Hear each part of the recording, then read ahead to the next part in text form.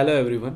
आज इस वीडियो में जो हम कंटेंट कवर करने जा रहे हैं वो हिस्ट्री के पॉइंट ऑफ व्यू से बहुत इंपॉर्टेंट है। मध्यकालीन इतिहास, मेडाइवल हिस्ट्री, जो कि हिस्ट्री के टॉपिक में बहुत बड़ा रोल रखता है।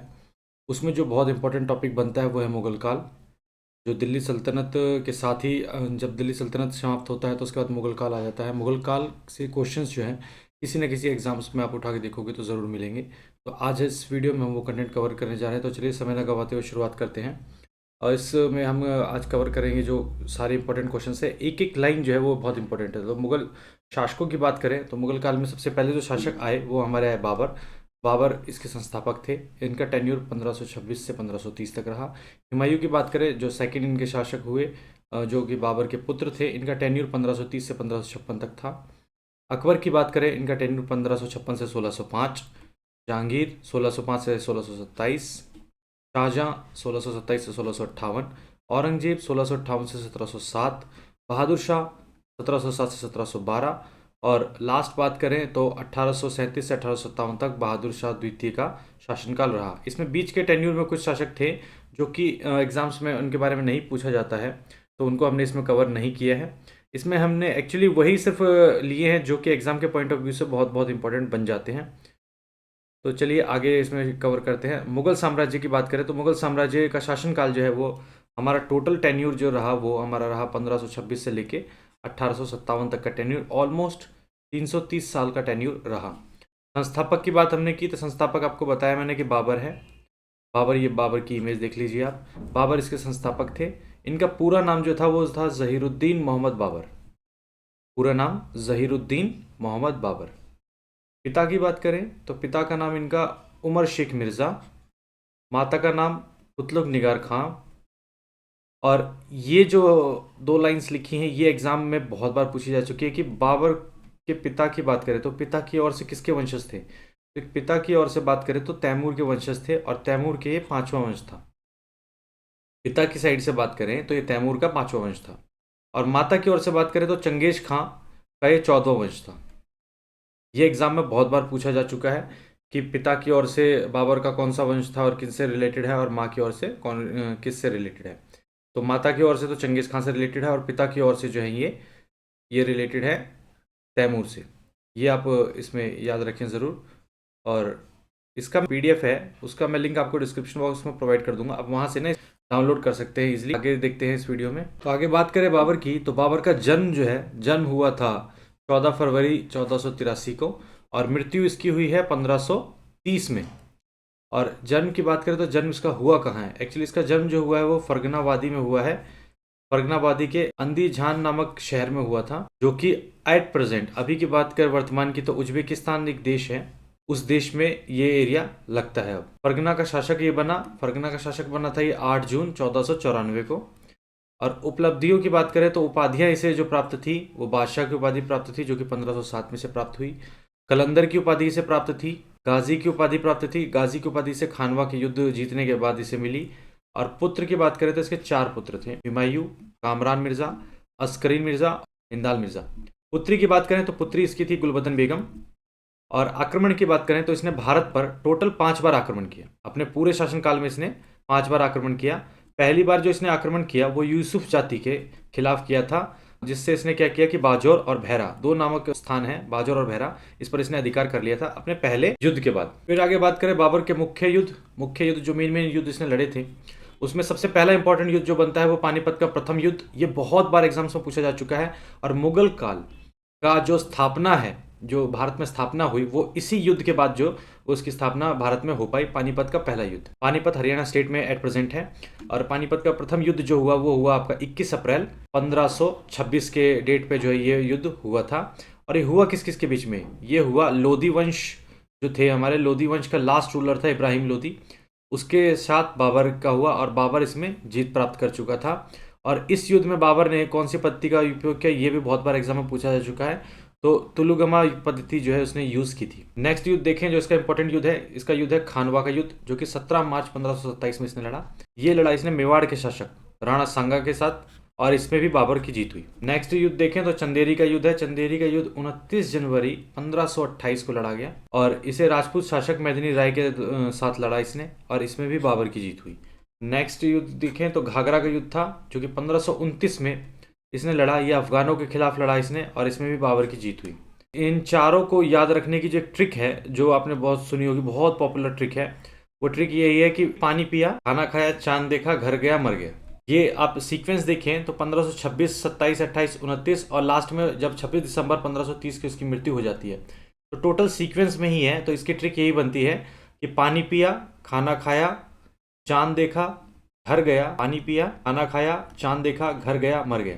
यानी पानी से हुआ पानीपत का युद्ध, खाने से हुआ खानवा का युद्ध, चांद से हुआ चंदेरी का युद्ध, और घर गया से घाघरा का युद्ध, और लास्ट में जब मर गया तो 1530 में इसकी मृत्यु हो गई। तो ये ट्रिक जो है बहुत पॉपुलर ट्रिक है, ये आपने अक्सर सुना होगा, नहीं सुना तो इसको याद रख लें, इससे आप युद्ध आसानी से इसके याद रख सकते हैं। फिर लास्टली देखें इसका, तो 26 दिसंबर 1530 की इसकी मृत्यु हो गई। 4 साल शासन करने के बाद भारत में इसकी मृत्यु हो गई 26 दिसंबर 1530 को। मृत्यु हुई इसकी आगरा शहर में। तो इसे पहले आगरा में दफनाया गया, पहले आगरा के आरामबाग में दफनाया गया, उसके बाद इसे फिर से जो है काबुल में जाके दफनाया गया।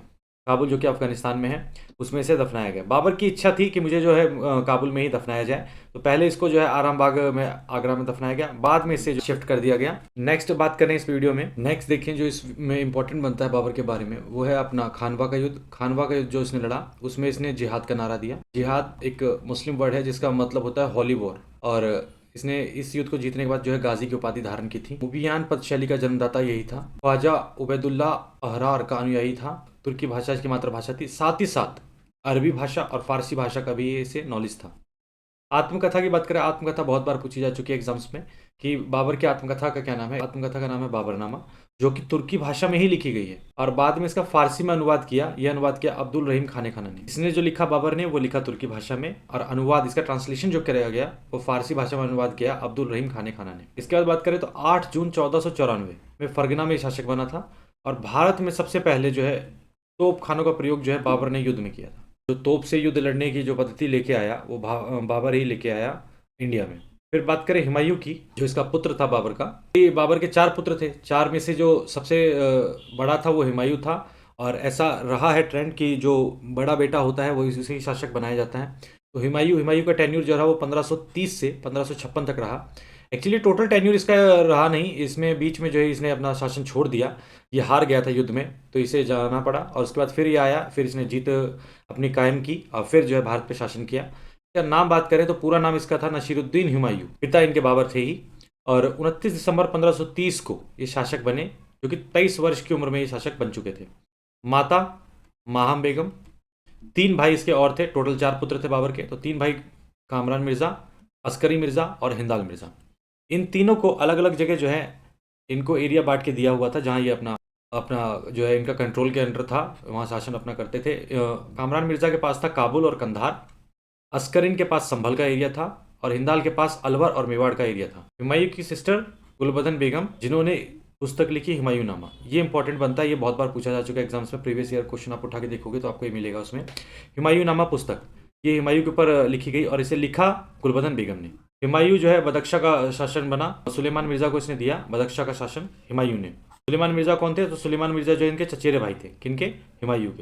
हुमायूं के चचेरे भाई सुलेमान मिर्ज़ा, इनको बदख्शा का रूलर बनाया हुमायूं ने। इसके बाद नेक्स्ट इस वीडियो में बात करें, हुमायूं ने दीनपना शहर की स्थापना की, जो कि इसने स्थापना की 1533 में। इसने बहुत सारे युद्ध लड़े, तो उसमें मेनली जो एग्जाम्स में जो पूछा जाता है मेन युद्ध, वो ये था चौसा का युद्ध। चौसा का युद्ध इसने लड़ा था 25 जून 1539 में, और ये युद्ध लड़ा गया शेर खां के साथ। हुमायूं लड़ा, और इसमें जीत जो हुई वो शेर खां की हुई।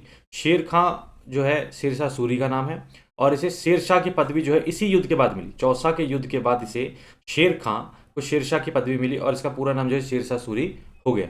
और बिलग्राम का युद्ध फिर इसने लड़ा, जिसे हम कन्नौज का युद्ध भी कहते हैं। ये भी एग्जाम में बहुत बार पूछा जा चुका है। ये भी युद्ध इसने शेर खां के साथ ही लड़ा, और हुमायूं लड़ा इससे, तो इसमें हुमायूं इसमें भी हार गया, इससे पहले वाली में भी चौसा में भी हार गया। दोनों में इसे हार का सामना करना पड़ा। और ये युद्ध हुआ, जो बिलग्राम का युद्ध, वो हुआ 17 मई 1540 को ये युद्ध हुआ था। इसमें शेर खां जीत गया, और इसने आगरा और दिल्ली दोनों पर कब्जा शेर खां ने कर लिया। बिलग्राम के युद्ध में हारने के बाद हुमायूं जो है वो सिंध चला गया, और वहाँ उसने 15 सालों तक गुजर बसर अपना चलाया, वहाँ रहने लगा वो 15 साल तक। क्योंकि हारने के बाद उसे जब भागना पड़ा, तो 15 साल के लिए जो है सिंध में उसने अपना गुजारा जो है वहाँ चलाया। उसके बाद उसे फिर वापस आना तो था, तो आने के लिए उसने अपना वहाँ प्रिपरेशन किया। और उस टेन्यूर में क्या हुआ कि 29 अगस्त 1541 को जो है उसको हमीदा बानो बेगम से उसका ब्याह हो गया, उसकी शादी हो गई, विवाह उसका हो चुका था 29 अगस्त 1541 को। और उससे हमीदा बानो बेगम की बात करें तो इसके बारे में जान लीजिए ये कौन थी। ये पुत्री थी मीर अली अकबर जामी की। मीर अली अकबर जामी की पुत्री थी हमीदा बानो बेगम। और ये कौन थे मीर अली अकबर जामी? ये थे हिंदाल के गुरु। हिंदाल जो कि हुमायूं के ही भाई हैं, उनके गुरु थे मीर अली अकबर जामी। उनकी पुत्री से इनका ब्याह हो गया, विवाह हुआ 29 अगस्त 1541 को। नेक्स्ट बात करें तो 1555 में सूरी शासक जो कि सिकंदर शाह सूरी को हराकर 1555 में दिल्ली पर पुनः इन्होंने कब्जा कर लिया। किसने? हुमायूं ने। हुमायूं जो 15 साल इसने बाहर गुजारे, सिंध में गुजारे, उसके बाद फिर ये वापस आया इंडिया में। इसने दिल्ली में युद्ध लड़ा, 1555 में सिकंदर शाह सूरी को हराया और फिर से अपनी गद्दी जो है पुनः प्राप्त कर ली। 1 जनवरी 1556 को इन्होंने दीनपना लाइब्रेरी की सीढ़ियों से गिरकर अपनी मृत्यु को प्राप्त कर लिया। दीनपना शहर इन्होंने बसाया था, उसमें एक लाइब्रेरी थी जिसे शेर मंडल लाइब्रेरी कहते हैं। इसकी सीढ़ियों से लुढ़क इसकी मृत्यु हो गई। हुमायूं की बात करें तो हुमायूं ज्योतिष में विश्वास रखता था, इसीलिए जो है वो हफ्ते के सातों दिन अलग अलग रंग के कपड़े पहनता था। हुमायूं नामा पुस्तक के बारे में हमने जिक्र कर ही लिया, इसे गुलबदन बेगम ने लिखा जो कि इसकी सिस्टर थी। हुमायूं के मकबरे की बात करें तो ये फेमस है, दिल्ली में है। और इसे जो है इसे बनवाया हाजी बेगम ने, जो कि इसकी पत्नी थी। हाजी बेगम ने इसका हुमायूं का मकबरा बनवाया। ये दिल्ली में स्थित है, मेहरौली साइड में। आप जब भी जाओ तो ज़रूर देखना। हुमायूं के प्रमुख युद्ध की बात करें, जो मेन युद्ध इसने लड़े, उसमें पहला युद्ध जो हो जाता है वो हो जाता है देवरा का युद्ध 1531 में। ये इसने महमूद लोधी को हराया था। महमूद लोधी इससे हार गया था, जो कि देवरा जो है ये एट प्रेजेंट पड़ता है यूपी के जौनपुर में। नेक्स्ट देखें तो चौसा का युद्ध जो कि 1539 में हुआ। ये शेरशाह सूरी के खिलाफ इसने लड़ा, तो इसमें हार की प्राप्ति हुई और शेरशाह सूरी जो है इसमें जीत चुका था, जहाँ से इसने शेरशाह की उपाधि धारण की। इससे पहले से शेर खां के नाम से जाना जाता था।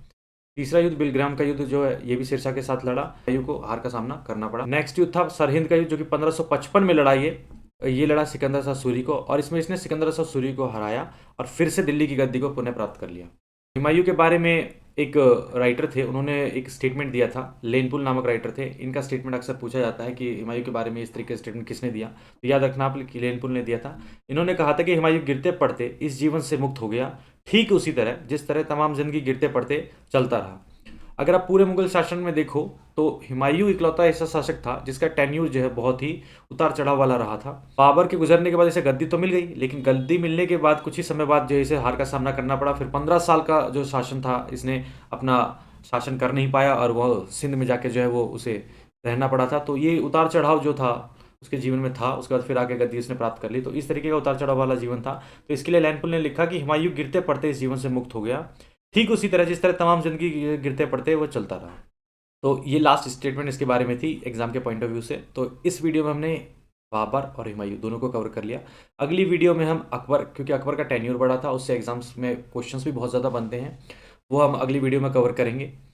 तो आपको अगर ये वीडियो पसंद आई हो तो इस वीडियो को जरूर लाइक कर दे, चैनल को सब्सक्राइब कर दे, साथ में जो बेल आइकन उसे प्रेस कर दे ताकि नेक्स्ट वीडियो की नोटिफिकेशन आपको फटाफट से मिल जाए। Thank you so much.